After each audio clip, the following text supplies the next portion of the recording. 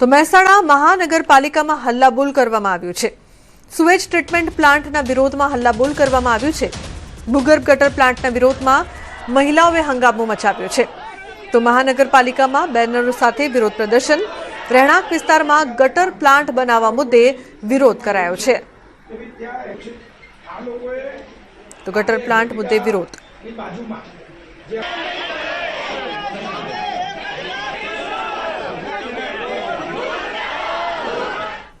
તો હવે વાત કરીશું લગ્ન માટે 7 ફેરાની।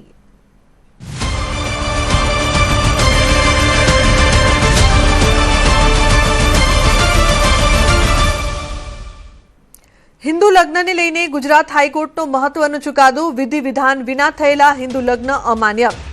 માત્ર લગ્નનું રજીસ્ટ્રેશન લગ્નનો પૂરતો પુરાવો નથી। સપ્તપદી સહિતની આવશ્યક વિધિઓ ફરજિયાત। ગુજરાત હાઈકોર્ટે હિન્દુ લગ્નની કાનૂની માન્યતા અંગે મહત્વપૂર્ણ ચુકાદો આપ્યો છે। તો માત્ર મેરેજ સર્ટિફિકેટ અથવા લગ્નનું રજીસ્ટ્રેશન લગ્નને કાયદેસર માન્ય બનાવતું નથી।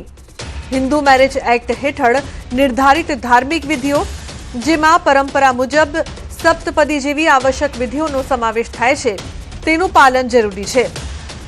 કોર્ટે જણાવ્યું કે લગ્નનું પ્રમાણપત્ર માત્ર પહેલાથી સંપન્ન થયેલા લગ્નનો રેકોર્ડ છે, જ્યારે હિન્દુ લગ્ન માત્ર કાનૂની કરાર નહીં પરંતુ પવિત્ર સંસ્કાર અને જીવનભરનું જવાબદારીપૂર્ણ બંધન છે। સાથે જ કોર્ટે યુવાનોને લગ્ન પહેલા તેની સામાજિક અને કાનૂની જવાબદારીઓ સમજવાની પણ સલાહ આપી છે।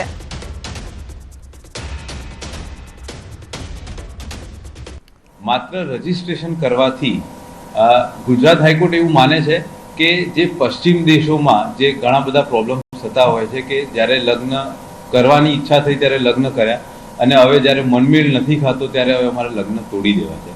તો ગુજરાત હાઈકોર્ટે આ ચુકાદાથી એ એવું કહેવા માગે છે કે માત્ર એક લગ્ન એક પેલી દોસ્તી નથી કે ખાલી તમે જ્યારે ઈચ્છા થાય ત્યારે તમે લગ્ન કરો અને ત્યારે છૂટા થાવ। સનાતન ધર્મ એવું જ કહે છે કે ભાઈ 7 ફેરા ફરીને જ લગ્ન પૂર્ણ કહેવાય।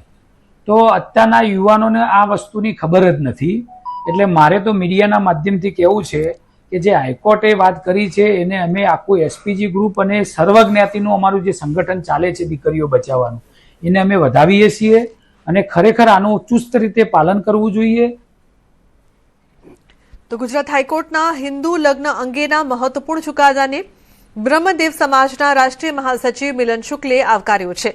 તેમણે જણાવ્યું છે કે આ ચુકાદાથી સમાજને મોટો ફાયદો થશે અને ભારતીય સંસ્કૃતિને કાનૂની સુરક્ષા મળશે। તેમણે કહ્યું છે કે આ નિર્ણયથી વ્યભિચાર જેવી પ્રવૃત્તિઓ પર અંકુશ આવશે। સાથે જ બ્રાહ્મણ સમાજને અપીલ કરતા તેમણે વૈદિક પરંપરા મુજબ અને માતા પિતાની સંમતિથી જ લગ્ન કરવાની અપીલ કરી છે। હું તો આને એક સારી દિશામાં પહેલ સમજુ છું, કારણ કે હાઈકોર્ટે ખૂબ સારી ભાષામાં ટકોર કરી કે ભાઈ લગ્ન છે એ પવિત્ર બંધન છે અને કોઈ પણ રાષ્ટ્રની સંસ્કૃતિ ત્યારે ટકી રહે કે જ્યારે એની સંસ્કૃતિનું રક્ષણ થાય, કાયદાકીય રક્ષણ। એટલે હાઈકોર્ટે જે ચુકાદો આપ્યો એ ખરેખર ખૂબ વ્યાજબી ચુકાદો છે અને કદાચ સંસ્કૃતિ બચાવવાનું કામ કોર્ટો કરી રહ્યો